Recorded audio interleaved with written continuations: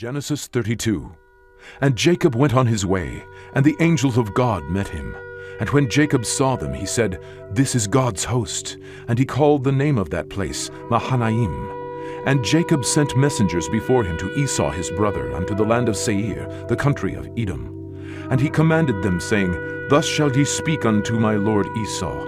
Thy servant Jacob saith thus, I have sojourned with Laban, and stayed there until now, and I have oxen and asses, flocks and men servants, and women servants, and I have sent to tell my lord, that I may find grace in thy sight." And the messengers returned to Jacob, saying, "We came to thy brother Esau, and also he cometh to meet thee, and 400 men with him."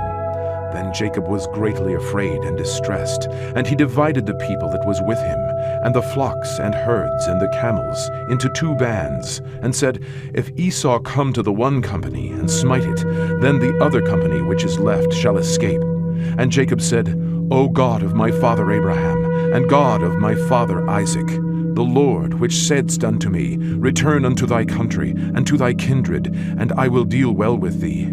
I am not worthy of the least of all the mercies, and of all the truth, which thou hast showed unto thy servant. For with my staff I passed over this Jordan, and now I am become 2 bands. Deliver me, I pray thee, from the hand of my brother, from the hand of Esau, for I fear him, lest he will come and smite me, and the mother with the children.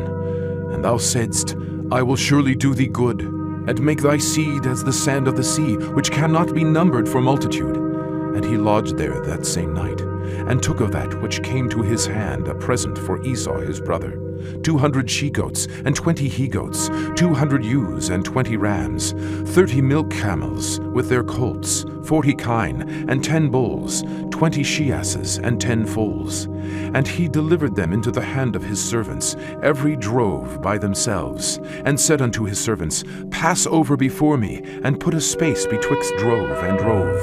And he commanded the foremost, saying, "When Esau my brother meeteth thee, and asketh thee, saying, Whose art thou, and whither goest thou, and whose are these before thee? Then thou shalt say, They be thy servant Jacob's. It is a present sent unto my lord Esau, and behold, also he is behind us." And so commanded he the second, and the third, and all that followed the drove, saying, "On this manner shall ye speak unto Esau when ye find him. And say ye moreover, Behold, thy servant Jacob is behind us, for he said, I will appease him with a present that goeth before me, and afterward I will see his face. Peradventure he will accept of me." So went the present over before him, and himself lodged that night in the company.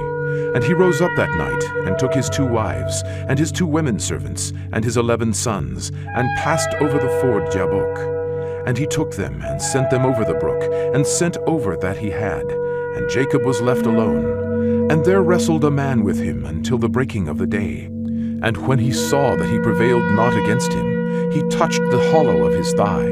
And the hollow of Jacob's thigh was out of joint, as he wrestled with him. And he said, "Let me go, for the day breaketh." And he said, "I will not let thee go, except thou bless me." And he said unto him, "What is thy name?" And he said, "Jacob." And he said, "Thy name shall be called no more Jacob, but Israel, for as a prince hast thou power with God and with men, and hast prevailed." And Jacob asked him, and said, "Tell me, I pray thee, thy name." And he said, "Wherefore is it that thou dost ask after my name?" And he blessed him there. And Jacob called the name of that place Peniel, for I have seen God face to face, and my life is preserved. And as he passed over Penuel, the sun rose upon him, and he halted upon his thigh. Therefore the children of Israel eat not of the sinew which shrank, which is upon the hollow of the thigh unto this day, because he touched the hollow of Jacob's thigh in the sinew that shrank.